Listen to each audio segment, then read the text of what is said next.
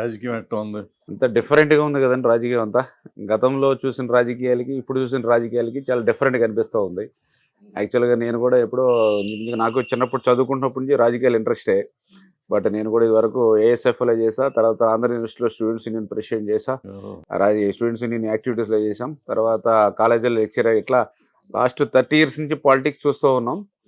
మేము కూడా గతంలో కూడా రాజశేఖర రెడ్డి గారు ముఖ్యమంత్రిగా ఉన్నప్పుడు కూడా ప్రతిపక్షంలో ఉన్నాం. కానీ ఎప్పుడూ లేనిటువంటి విధంగా ఒక డిఫరెంట్ కక్షపూరితమైనటువంటి రాజకీయాలు the first time Jaganmohan Reddy గారి ప్రభుత్వంలో చూస్తూ ఉన్నాం. మీరు కూడా ఏఎస్ఎఫ్ లో చేశారు, మా పార్టీ అనమాట. CPI ASFI DNR college. నేను ఏఎస్ఎఫ్ వైస్ ప్రెసిడెంట్ చేశాను హైదరాబాద్. Okay, very good. అంటే ఫస్ట్ నుంచి కొంచెం కమ్యూనిజం భావాలు అన్నీ అంటే ఇంట్రెస్ట్ కొద్దిగా.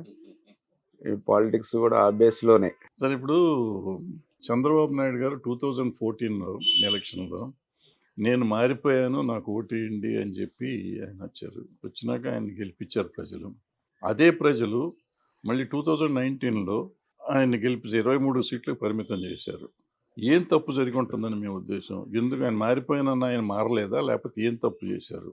ఎస్, అంటే ఇప్పుడు చంద్రబాబు నాయుడు గారు అదేవిధంగా రాజశేఖర రెడ్డి గారు ఇద్దరు ముఖ్యమంత్రుల్ని చూసాం. నాకు అనిపించింది ఏంటంటే రాజశేఖర రెడ్డి గారి హయాంలో రాష్ట్రం నష్టపోయింది, పార్టీ లాభపడింది. చంద్రబాబు నాయుడు గారి అడ్మినిస్ట్రేషన్లో పార్టీ నష్టపోయింది, రాష్ట్రం లాభపడింది. బట్ ఏంటంటే పబ్లిక్ కూడా ఏంటంటే సోషల్ ఇంజనీరింగ్ అంటే ఏదైతే పార్టీలు కూడా కొంచెం క్రియాశీలకంగా కొంత వర్క్ చేసుకుండవలసింది, కొంత ఏంటంటే అభివృద్ధి సంక్షేమం అని ఒక యాంగిల్లో ఆయన వెళ్ళిపోవడం జరిగింది. అంటే 14-19 మధ్య రాజధాని నిర్మాణం చేయాలి, పోలవరం ప్రాజెక్టును పూర్తి చేయాలి, పరిశ్రమలు తీసుకురావాలి, పారిశ్రామికతలు తీసుకురావాలి, ఇక్కడ ఉపాధులు కల్పించాలి, సంపద సృష్టించాలి, సృష్టించిన సంపద ప్రజలకి సంక్షేమ రూపంలో ఇవ్వాలి అనేటువంటి ఆలోచనతో, అంటే డెవలప్మెంట్ వెల్ఫేర్ మీద ఆయన ఎక్కువ దృష్టి పెట్టి పనిచేయడంతో మీరు చెప్పినట్లుగా ఏదైతే నేను మారాను అని చెప్పింది ఎవరికి, కార్యకర్తలకి, వీళ్ళకి పార్టీ మైండ్ సెట్. పబ్లిక్ కూడా పబ్లిక్ అంటే పబ్లిక్కి జనరల్గా అంటే పబ్లిక్ అంటే అంటే ఆయన చెప్పింది ఎక్కువ కార్యకర్తలు. అంటే అంటే ఏంటంటే జనరల్గా ఎప్పుడు కూడా ఏంటంటే పార్టీని కొంత వెనకపెట్టి ప్రజల్ని ముందు పెడతాడు, రాష్ట్రాన్ని అభివృద్ధిని ముందు పెడతారు అనేది ఉంది. ఆ ఉద్దేశంతో ఆయన ఏదైనా పార్టీ మీటింగ్లో కూడా పార్టీని కానీ కేడర్ని కానీ దృష్టిలో పెట్టుకుని మనం వర్క్ చేస్తామని చెప్పింది. కానీ బట్ లాస్ట్ టైం అధికారంలోకి వచ్చిన తర్వాత ఈ అభివృద్ధి సంక్షేమం మీద దృష్టి పెట్టడంతో పార్టీ పనితీరుని సమీక్షించుకోవడంలో కానీ, పార్టీకి సంబంధించినటువంటి కార్యక్రమాల్లో భాగస్వాములు అవడంలో కానీ కొంత లోటుపాట్లు ఉన్నటువంటి స్థితిలో. ఎందుకంటే ఏ పార్టీ అయినా సరే మళ్ళీ తిరిగి అధికారంలోకి రావాలంటే ఓకే, ప్రజలు అభిమానాన్ని పొందాలి, ప్రజల విశ్వాసాన్ని పొందాలి. కానీ ఆ ప్రజలకి ప్రభుత్వానికి వారధిలా పనిచేసేది పార్టీ కార్యకర్తలు.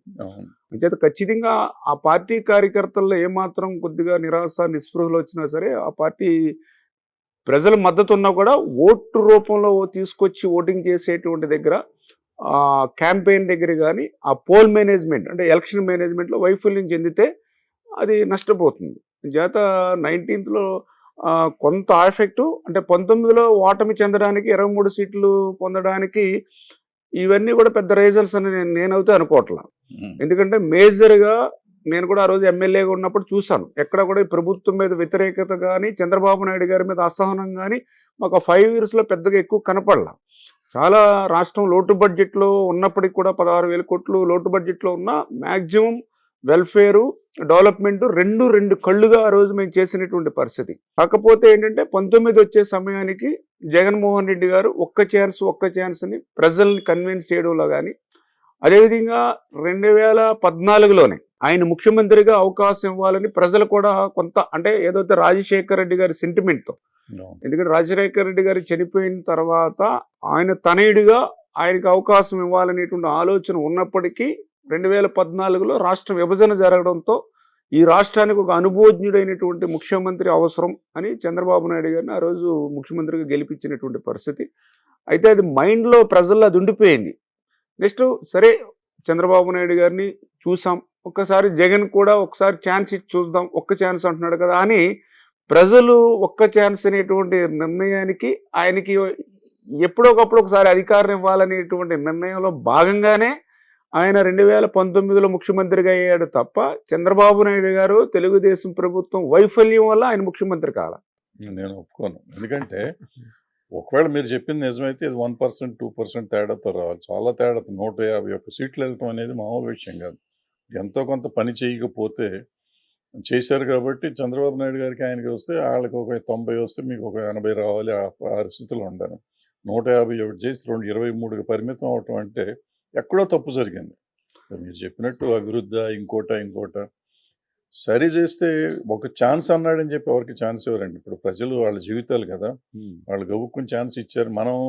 మేము సినిమాల్లో అనుకుంటూ ఉంటాం, వర్షం వస్తే వర్షం వచ్చింది మా థియేటర్ నిండలేదు, పక్క థియేటర్ ఫుల్ ఉంటుంది, అది హౌస్ఫుల్ ఉంటుంది, మరి దానికి వర్షం ఉండదా అని అడుగుతాం. ఎండాకాలం కూడా అదే చెప్తాం. అట్లాగే మీరు ఒక ఛాన్స్ అడిగాడని చెప్పి ఎదిగిస్తారండి. అంటే ఒక ఛాన్స్ అంటే జనరల్గా దాంతో పాటు నేను చెప్పాను కదా, గతంలో ఏంటంటే రాజశేఖర రెడ్డి గారు చనిపోయిన తర్వాత చాలా సెంటిమెంట్, అయితే అప్పుడే వచ్చి ఉండాలి, అంతకు ముందే గెలిచి ఉండాలి. అంటే కాకపోతే స్టేట్ డివైడ్ అవడంతో కొంత మార్పు అనేది అప్పుడు కూడా మేము తక్కువ గ్యాప్ తోటే జస్ట్ 1% డిఫరెన్స్ తోటే ఆ రోజు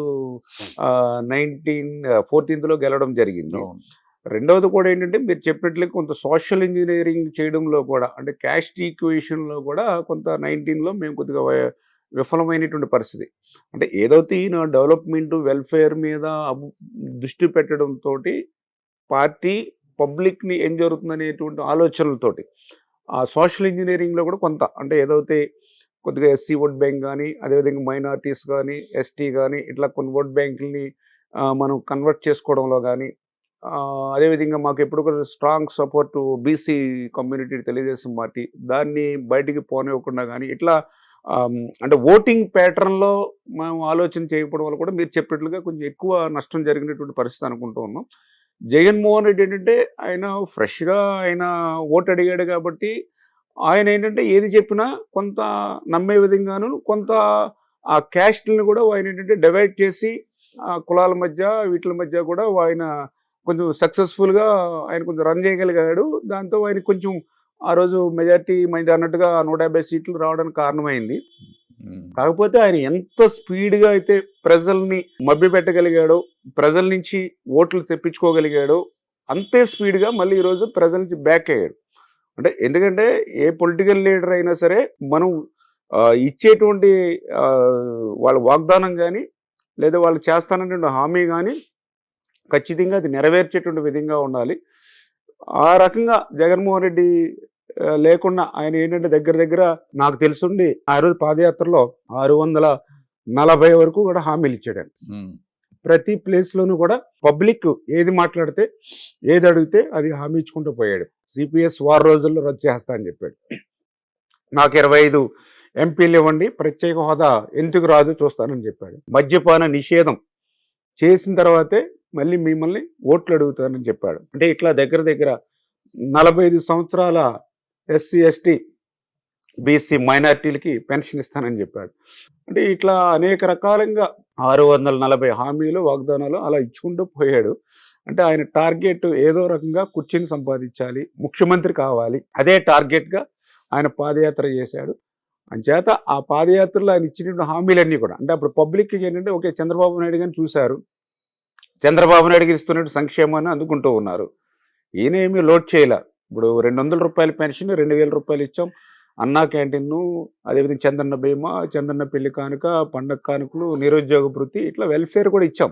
కానీ నేను గమనించింది పబ్లిక్లో ఏంటంటే ఓకే చంద్రబాబు నాయుడు గారు బాగా చేశారు తీసుకున్నాం, కానీ ఈయనకంటే ఇంకా ఎక్కువ జగన్మోహన్ రెడ్డి గారు ఇస్తారేమో చూద్దాం అనేటువంటి ఆలోచన కూడా ఆయనకి అన్ని సీట్లు కానీ అన్ని ఓట్లు రావడానికి కూడా ఉపయోగపడిందని చెప్పి నేను భావిస్తూ ఉన్నాను. అందుకే ప్రజలు కూడా వెంటనే, ఎందుకంటే ఒక ముఖ్యమంత్రి మీరు చెప్పినట్లుగా అంత శాతం 50% ఓట్లతో గెలిచి 151 సీట్లు రావడం మామూలు విషయం కాదు, వాస్తవం 100%.